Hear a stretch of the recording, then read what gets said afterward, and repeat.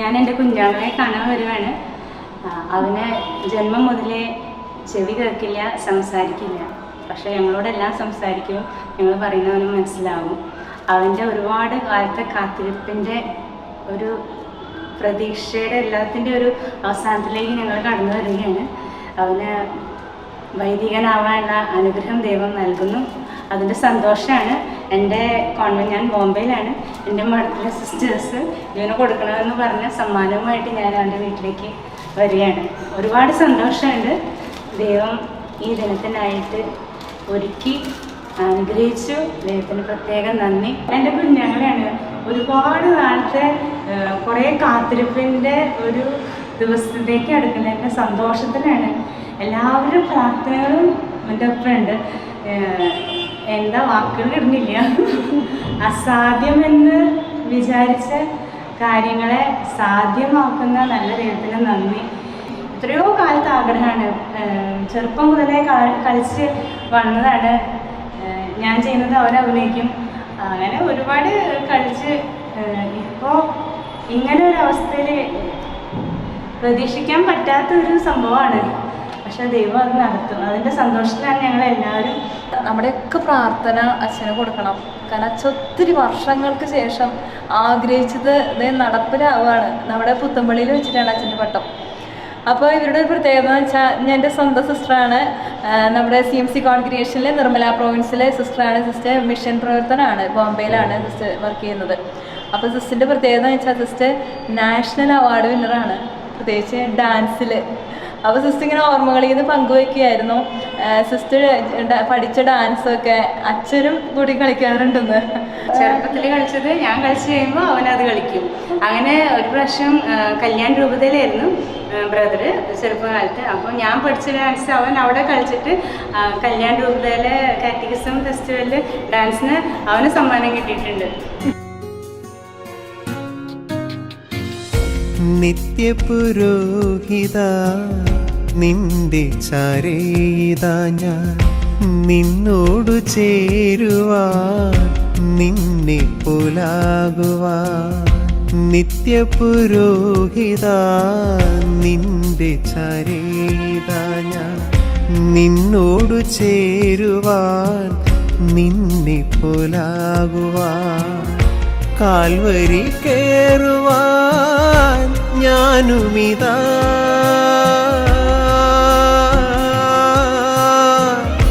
Calvary കേറുവാൻ ഞാനുമിതാ. കാലങ്ങളേറെ ഞാൻ കാത്തുനിന്നു, കാലങ്ങളേറെ ഞാൻ കാത്തുനിന്നു.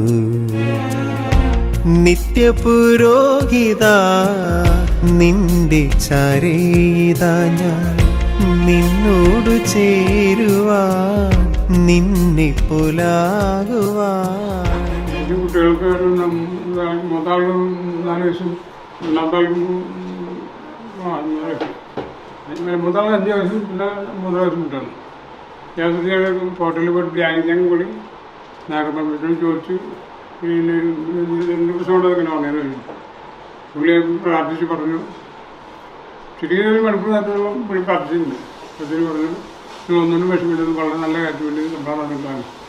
2 മക്കളും ഡെഫ് മക്കളാണ്. അത് ഞങ്ങൾക്ക് ഭയങ്കര വിഷമമായിരുന്നു. ഇനി മക്കളെ എന്ത് ചെയ്യും അങ്ങനത്തെ ഒരു ടെൻഷനിലായിരിക്കുമ്പോഴും ഞങ്ങൾ കോട്ടയിൽ നായിക്കമ്മച്ചൻ്റെ അടുത്ത് പോയി പ്രാർത്ഥിക്കാനായിട്ട് ജോർജ് അച്ഛൻ്റെ വഴി പോയി. അവിടെ ചെയ്യുന്ന അച്ഛൻ ഞങ്ങൾക്ക് വേണ്ടി പ്രാർത്ഥിക്കുമ്പോൾ അച്ഛൻ ഒന്നും പറയണില്ല. ഞങ്ങൾ വിചാരിച്ച അച്ഛൻ ഉറങ്ങാണെന്ന്. പക്ഷെ 1 മണിക്കൂർ കഴിഞ്ഞപ്പോൾ അച്ഛൻ പറഞ്ഞു, ഇതെല്ലാം നല്ലതിന് വേണ്ടിയാണ്, നിങ്ങൾക്ക് വേറൊരു ബുദ്ധിമുട്ടുമില്ല, ദൈവത്തിനൊരു പ്ലാൻ ഉണ്ട്, അതിന് വേണ്ടിയിട്ടുള്ള, അപ്പോൾ നിങ്ങൾ സന്തോഷത്തോടു കൂടി എടുക്കാൻ പറഞ്ഞു. പക്ഷെ അന്ന് ഞങ്ങൾക്ക് എല്ലാവർക്കും ഒരു ധൈര്യം കിട്ടി. പിന്നെ ഞങ്ങൾ വന്നാൽ ബോംബെയിൽ നിന്ന് വന്നാൽ എല്ലാ പ്രാവശ്യവും ധ്യാനത്തിങ്ങൾക്ക് പോകുമായിരുന്നു. അത് കഴിഞ്ഞ് പിന്നെ അന്ന് ഒരു പ്രാവശ്യം പോയപ്പോൾ ഒരച്ഛൻ ജ്യൂസ് വെട്ടിയാണെന്ന് പറഞ്ഞൊരു അച്ഛൻ ഉണ്ടായിരുന്നു. ആ അച്ഛൻ പ്രാർത്ഥിച്ചപ്പോൾ അച്ഛൻ ചോദിച്ചു ജോസഫ് ആരാണെന്ന് ചോദിച്ചു. അപ്പോൾ അന്ന് ജോസഫിനെ ഒരു 5 വയസ്സായിട്ടുള്ളൂ. അപ്പോൾ ജോസഫ് ഒരു അച്ഛനാവും. പക്ഷെ അപ്പം അന്ന് ഞങ്ങൾ പറഞ്ഞു ഒരിക്കലും ഞങ്ങൾക്കത് വിശ്വസിക്കാൻ പറ്റുന്നില്ല. എന്നുവെച്ചാൽ കേൾവിയില്ലാത്ത മക്കൾ പണ്ട് വിരലുകളൊക്കെ മുറിഞ്ഞാൽ കൂടി അച്ഛന്മാരും സിസ്റ്റേഴ്സുമായിട്ടൊന്നും എടുക്കില്ല. പക്ഷേ ഈ അച്ഛൻ പറഞ്ഞപ്പോൾ ഞങ്ങളത് വിശ്വസിക്കാന്ന് പറഞ്ഞാൽ നടക്കില്ല എന്നുള്ള ഒറ്റ വിശ്വാസമായ ഒരു ചിന്തയായിരുന്നു ഉള്ളിലുണ്ടായിരുന്നത്. പക്ഷെ ദൈവം അതൊക്കെ അപ്പോഴാണ് ആ സമയത്താണ് കണ്ണു കാണാത്തൊരു അച്ഛനെ വർക്കി വിദ്യാർത്ഥി പിതാവ് ഓർഡിനേഷൻ കൊടുത്തത്. അപ്പോൾ മോൻ ഇത് കണ്ടപ്പോൾ, മോൻ്റെ ഗ്രാജുവേഷൻ കഴിഞ്ഞു, അപ്പോൾ ജോസ്ബൻ ഇത് കണ്ടപ്പോൾ എന്തുകൊണ്ട് ഞങ്ങൾക്കും അച്ഛനായിക്കൂടെ. അപ്പോൾ അത് കാരണം ഞങ്ങൾ വികാരിച്ചനോട് ബോംബെയിൽ വികാരിച്ചൻ പുതിയമ്പറമ്പിൽ അച്ഛനുണ്ടായിരുന്നു. അച്ഛൻ്റെ അടുത്ത് ചെന്ന് പറഞ്ഞു. അപ്പോൾ അച്ഛൻ പറഞ്ഞു നമുക്ക് പ്രാർത്ഥിക്കാം, അതിനുശേഷം നമുക്ക് നോക്കാം. അങ്ങനെയാണ് ഞങ്ങളുടെ കസിന് ഒരു അച്ഛനുണ്ടായിരുന്നു, ആ ജോയിച്ച അമേരിക്കയിൽ പോയി ആള് ഇതിനെ പറ്റി അന്വേഷിച്ച് വന്നപ്പോൾ അവിടെ ഒരു ഡെഫ് ഗ്രൂപ്പുണ്ട്, അത് ഡൊമിനിക്കൻ മിഷണറീസ് ഡെഫ് എന്ന് പറഞ്ഞിട്ടൊരു കോൺഗ്രിഗേഷൻ. പക്ഷെ വികാരിച്ചൻ്റെ അടുത്ത് പോയിട്ട് അച്ഛൻ പറഞ്ഞു പ്രാർത്ഥിക്കാമെന്ന്. അത് കഴിഞ്ഞ് ഒരു മാസം കഴിഞ്ഞപ്പോൾ നമ്മുടെ കസിൻ അച്ഛൻ പോയി അമേരിക്കയ്ക്ക് പോയി. അവിടെ പോയിട്ട് അന്വേഷിച്ചപ്പോൾ ഇങ്ങനെ ഒരു ഗ്രൂപ്പിനെ കണ്ടു. അങ്ങനെ അവന് തിയോളജി ഫിലോസഫിക്ക് അവിടെ പഠിക്കാൻ പറ്റി. പക്ഷെ പ്രൈവറ്റ് അസോസിയേഷൻ ആയാൽ അവർക്ക് ഓർഡിനേഷൻ അവിടെ കൊടുക്കാൻ പറ്റില്ല. അങ്ങനെ നാട്ടിലോട്ട് വന്നു. ഇവിടെ ആ സമയത്തിന് ശാലോമിൽ നമ്മളിത് കണ്ടത് ഈ ഡെഫ് മക്കൾക്ക് വേണ്ടിയിട്ട് ഒരു അച്ഛൻ സൈൻ ലാംഗ്വേജ് പഠിച്ചിട്ട് ഈ ഹോളി ക്രോസ് കോൺഗ്രിഗേഷനിലുണ്ട്. അപ്പോൾ അത് അവർക്ക് ഇങ്ങനെ ഡെഫിൻ്റെ സൈൻ ലാംഗ്വേജ് പഠിച്ച ആൾക്കാരെ ആവശ്യമുണ്ടെന്ന്. അങ്ങനെ അച്ഛനായിട്ട് കോണ്ടാക്ട് ചെയ്തപ്പോൾ അച്ഛൻ പറഞ്ഞു ഇവനെ എൻ്റെ കൂടെ ഒരു കൊല്ലം വരട്ടെ, അവനെ ഞാൻ കൊണ്ടുപോകാമെന്നും പറഞ്ഞ് ഇവനെ കൊണ്ടുപോയി. അപ്പോൾ അവിടെ അവർക്ക് ഡെഫ് കമ്മ്യൂണിറ്റിക്ക് വേണ്ടി അവർ പ്രവർത്തിക്കാൻ പണ്ട് ഈ അച്ഛൻ പഠിച്ച ഒരു അച്ഛൻ ഉണ്ടായിരുന്നു, ഫോറിന് ഒരു അച്ഛൻ. അച്ഛൻ മരിച്ചു. അങ്ങനെ ഇവരെ ഹോളി ക്രോസ് കോൺഗ്രിഗേഷൻകാർ ഇവനെ എടുത്തു. നമ്മൾ ഒരിക്കലും സാധിക്കുമെന്നും വിചാരിക്കാത്ത ഓരോ കാര്യങ്ങൾ ദൈവം നമുക്ക് നടത്തി തരുന്നു. മകനെ പട്ടം കിട്ടുമെന്ന് ഒരിക്കലും പ്രതീക്ഷിച്ചിട്ടുണ്ടായിരുന്നില്ല. ദൈവത്തിൻ്റെ പദ്ധതിയാണ് എല്ലാതും.